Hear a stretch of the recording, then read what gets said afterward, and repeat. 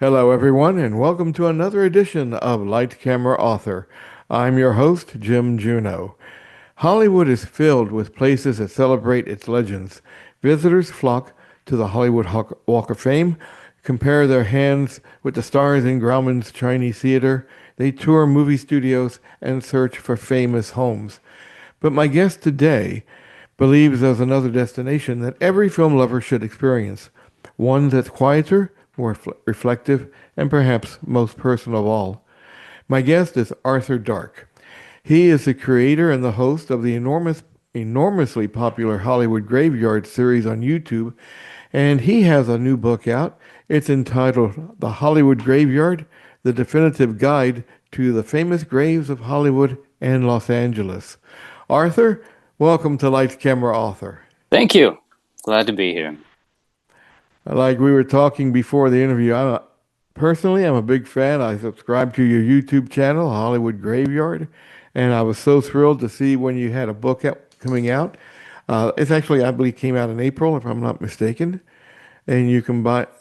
buy it on Amazon or BN.com, and or even go to your website, HollywoodGraveyard.com. Am I right in saying that? Correct, yes.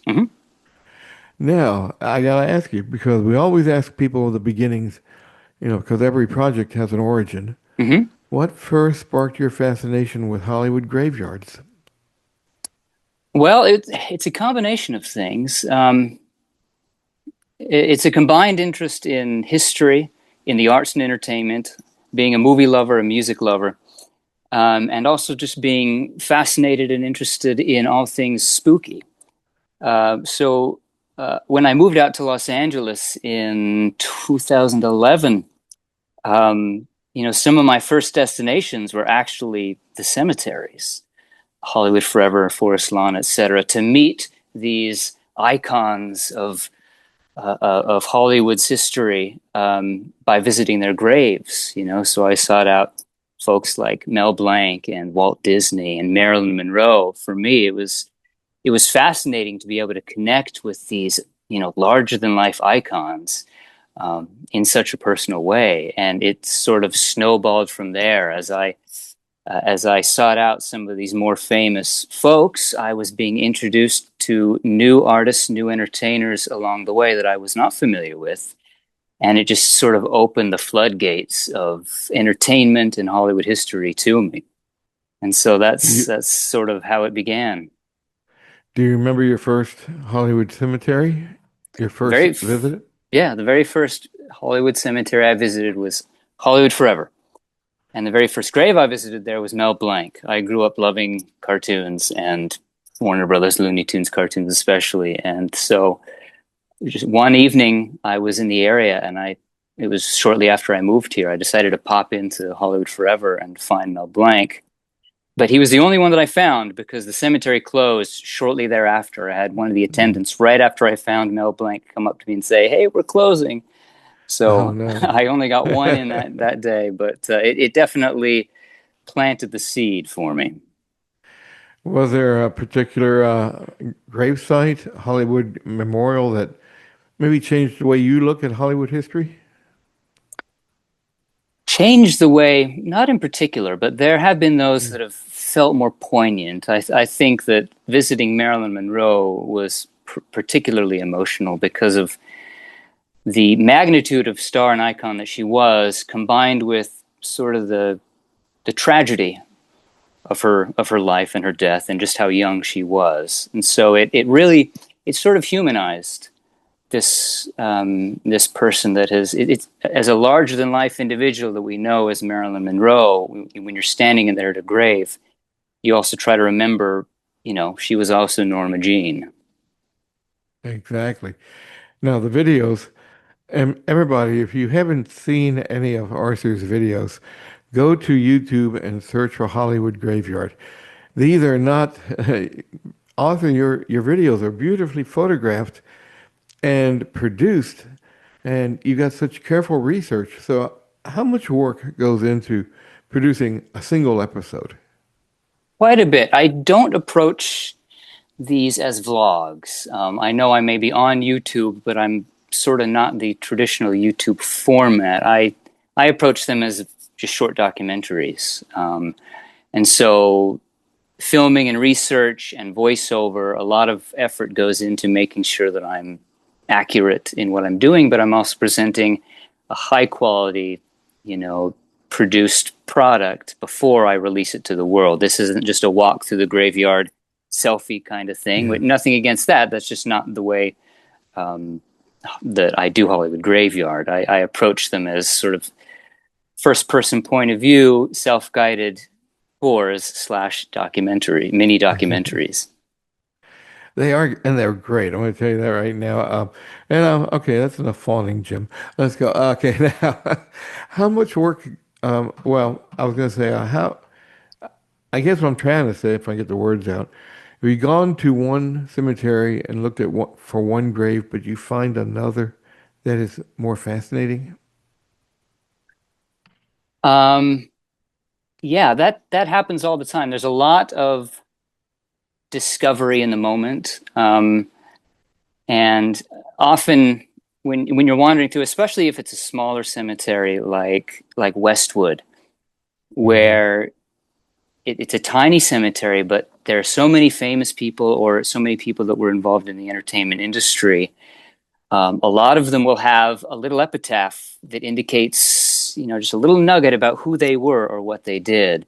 And I can't think of any specific example, but Westwood comes to mind because so often I'll just be wandering through Westwood, you know, looking for someone in particular, but another grave will catch my eye, and their epitaph will say something like, you know, they did this or they did that, they worked in the movies or they were an author or something like that. And so I'll snap a photo and then I'll look them up, and I'll be fascinated to discover that, you know, I know the work that this individual did. Like I know the movie or I know the music that they worked on, but I didn't necessarily know their name. And that's sort of been one of the fun things about Hollywood Graveyard, you know, on a grander scale is, you know, a lot of these people you may not know their names, but you know their work. You've seen their film. Hmm. You've heard music that they worked on or that they played on, and so it's fascinating to put names, human names, and the people behind these works of entertainment that we already know and love. How do you find the people though? Because I mean, a lot of these performers that you show, they're not only superstars, but also like character actors, behind the scene artists, writers. So do you go through like other websites like Find a Grave or IMDb and go through the credit listings? Is that how you do it? Yes, there are a lot Really? of resource. Find a Grave, of course, is my principal resource.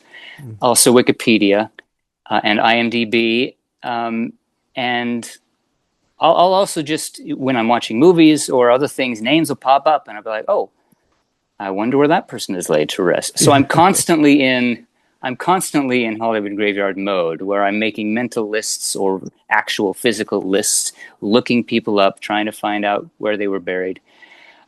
Because as you mentioned, you know, it's not just the big name stars. There are so many people in this town, you know, whose talents made what we experience as entertainment possible, you know, and the big names get, you know, they get their names on the marquee, but there are so many talented people in this town, the cinematographers, the screenwriters, the costume designers, the production designers, the composers, the editors.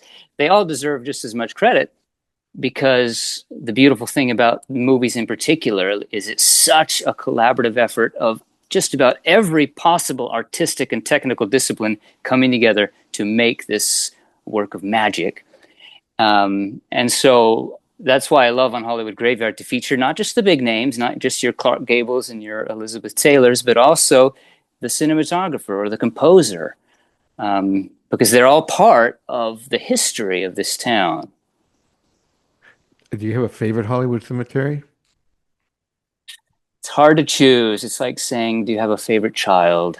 Yes. Um, I have favorites for different reasons. I love Hollywood Forever Cemetery because of the very Hollywood nature of it. It's very creative. It's very artistic. It's, you know, they do events and movie screenings, and they're very open to um, personalization in the monuments, etc. But at the same time, I love the forest lawns because of the serene beauty and artistic nature of the Memorial Park style that they present. The Great Mausoleum is probably my favorite mausoleum in the entire world. Um, so yeah, I love the different cemeteries for different reasons. Right. And I gotta mention this one thing that you did, which helped out immensely. You were granted access to the crematorium vault at or vaults at was it Hollywood Forever or Chapel of the Pines. Chapel of the Pines? Yes, Yeah. where you actually found you and your companion found Edmund Gwen's vase Yeah, his from urn, exactly. her urn, yes, and had been lost for decades. Yeah, And 64 years it had been lost down in the vaults. now it's on display. It has its own little niche, and that's so. How long did that take you, and how many records did you go through? Well, we were very fortunate. My research partner and close friend Jessica Wall um, approached Chapel of the Pines because they were in the process of doing a archiving the records of the urns in their vaults. And she's an archivist, a librarian, and a researcher, and so she was brought on as sort of the lead in these efforts to document the urns in the vault. And she invited me to be essentially her right hand man in the process.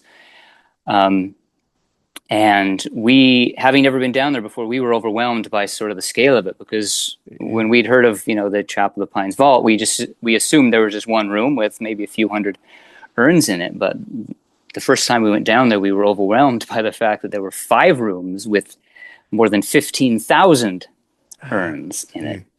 And that's why finding Edmund has been so difficult, because there had been efforts prior to us to find his urn. We weren't the first. But it had been difficult to find his urn because of just the magnitude of these vaults.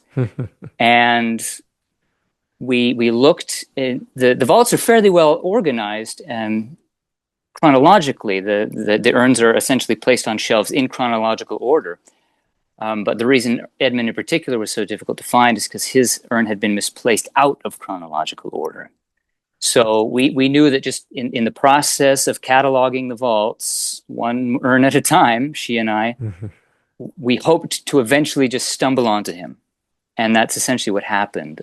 In March of 2023, we were in the process of cataloging Vault 5. We were in the same room together, documenting or cataloging the urns in that room.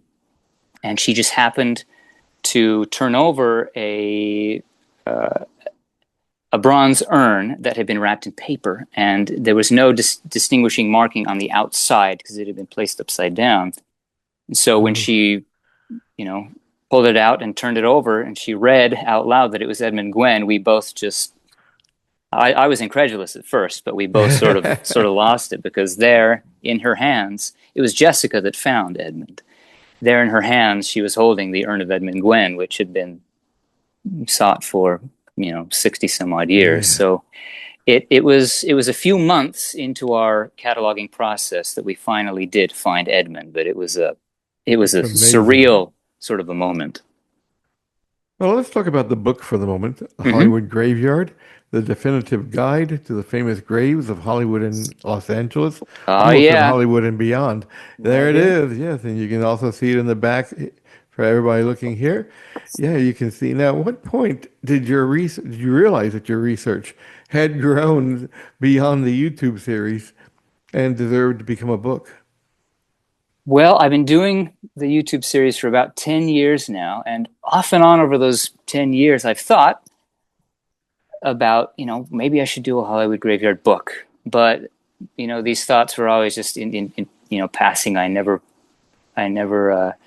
followed through. I was so focused on the videos that I didn't really put much effort into doing a book. But it kept popping up, and occasionally fans would also suggest, maybe you should do a Hollywood Graveyard book. Um, so the seed was always there. It just never blossomed, and I was never quite sure what that would be. Like, what would a Hollywood Graveyard book be?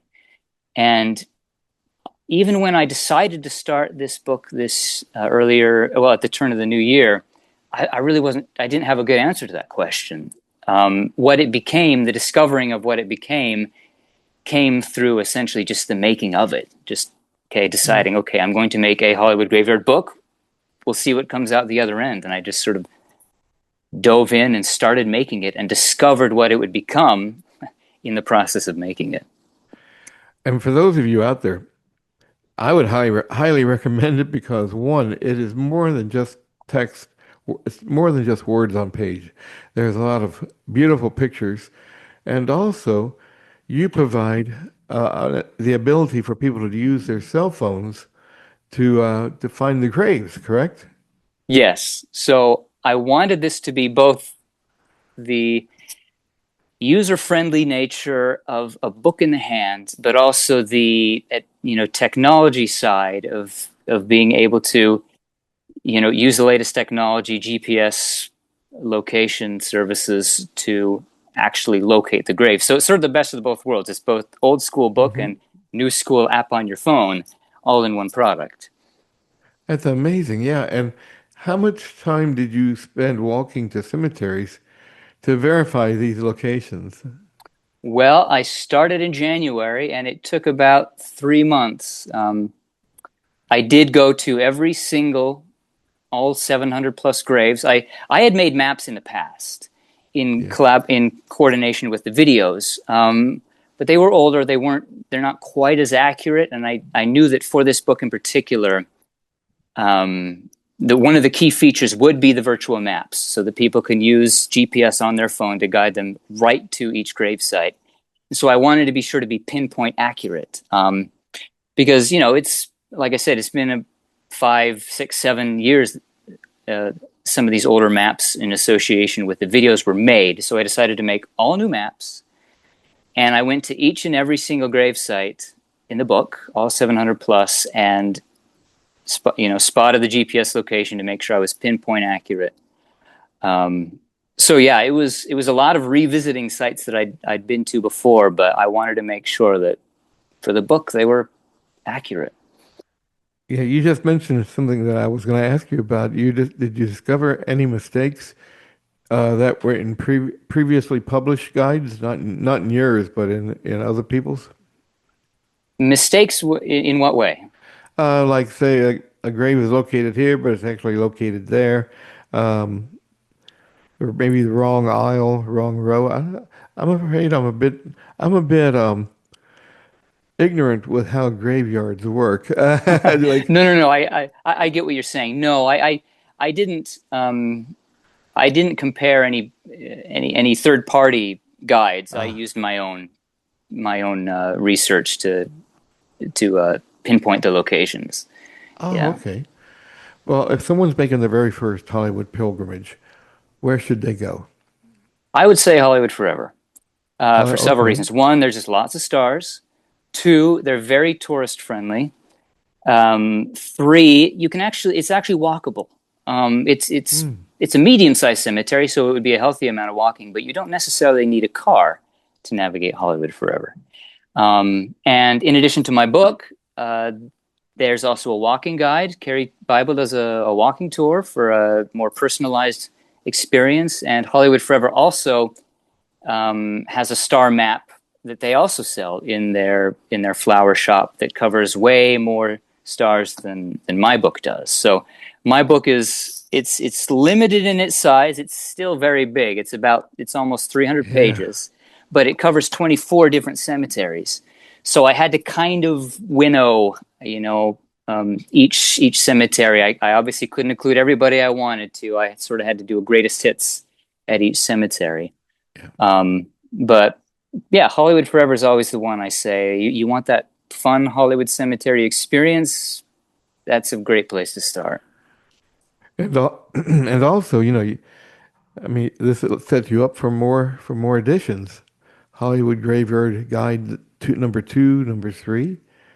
Maybe I've thought about, maybe I do a New York version because there's There you lots go. in New Yeah. York City. Yeah. An amazing another thing I like about your website is that, or your series, your fans get involved. You invite them to send you things. The viewer special, so to, for Yeah. example. Yeah. That So the genesis of that idea came early on when I was doing. I started to do like special editions where instead of by location, it was a theme like Batman or food or something like that. And there was always one or two people within that theme that I would want to include, but that were outside of my reach. They'd be in like Ohio or New York or something like that, and it doesn't make sense for me to fly out for one grave. And yeah, so I just started to ping the audience like, "Hey, is there someone in this town that can help me out with this and get footage?" And from that, I thought, well, what if we did a whole series where viewers from all over the world can submit famous graves from where they're at, and that of hmm course expands the reach of the channel exponentially. Because me as one man living in LA, there's only so much I can do, and I tend to stay local. I'm not a vlogger that just constantly travels the world.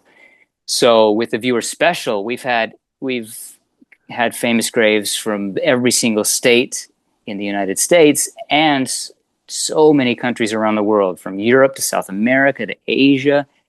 It's been a great way to just literally travel the world as a community who is interested in famous graves and cemeteries.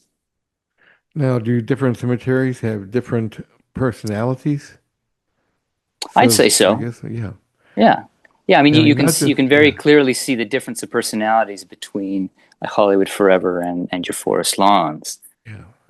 Hollywood Forever is kind of fun, and Forest Lawn is very kind of serious and dignified, and that reflects, like who, when you're choosing your final resting place, the personalities of a cemetery can also dictate, where you decide you want to be laid to rest. Exactly. Now, is there one inscription or epitaph that you've never forgotten? Oh, there are lots of fun ones. Especially here in Los Angeles, where there's lots of personality. I mentioned Mel Blanc as the first grave I visited. Yeah. His epitaph is "That's all, folks," which was his famous Porky Pig line at the end of the Looney Tunes cartoons.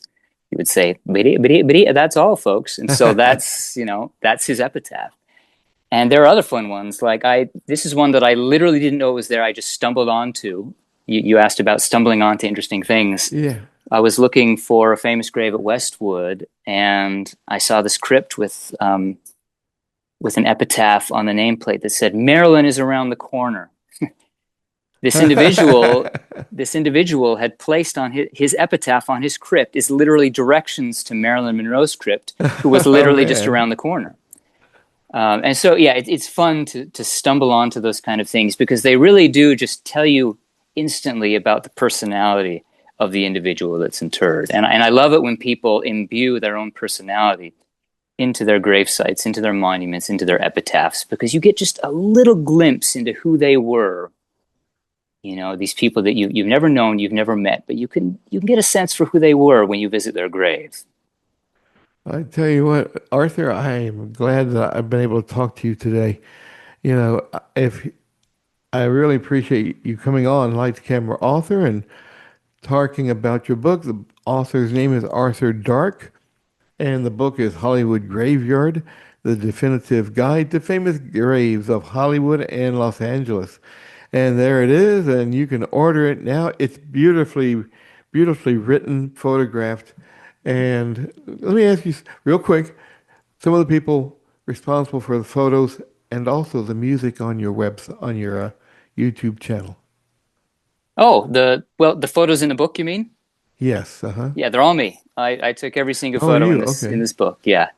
Oh, Um, all right. in fact, I most of them are new, specifically for the book. So in addition to going around to each grave site Wow. for the book for the GPS location for the maps, I also went back to get updated photos. Now, some of them I had actually used screen captures from my videos because maybe the grave looked better a few years ago than it does now. So a few of them are screen captures or archival photos. But yeah, most of the photos in there were just taken new for the book, which was a really fun exercise to go back and revisit a lot of these folks. Yeah. As for the music on the YouTube channel, I'm very proud that we have our own unique library of music, a lot of it custom, especially for the short films, custom, composed music by my buddy Giuseppe Vassapoli. He does all the music for Hollywood Graveyard.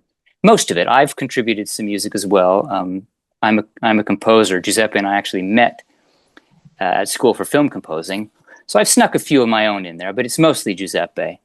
And he really, he was also there when the channel was starting. He and I sort of bounced back and forth, developing the idea for the YouTube channel before he moved back to Italy. So he's very much, integral into Hollywood Graveyard. But the reason he's so good for the Hollywood Graveyard style and world is, he comes from a jazz background. So he's very skilled at the language of jazz and the kind of music that sort of feels old Hollywood. I definitely wanted the soundtrack of Hollywood Graveyard to feel nostalgic and old school and golden age of Hollywood. So yeah, his style was definitely perfect for that. And I think that it's become as recognizable a part of the channel, the soundtrack, as the visuals have. Fantastic. Well, if you'd like to learn more about Arthur Dark and Hollywood Graveyard, the definitive guide to the famous graves of Hollywood and Los Angeles, be sure to visit HollywoodGraveyard.com and also Hollywood Graveyard YouTube channel, and you can watch the remarkable videos that have introduced millions of viewers to the stories behind Hollywood's greatest legends. And also, if you've enjoyed today's episode, subscribe to Lights Camera Author wherever you get your podcast. Arthur, I really want to thank you for being on Lights Camera Author today. It's been a pleasure. Thank you, Jim. And to everybody out there, this has been Lights Camera Author, and thanks for listening.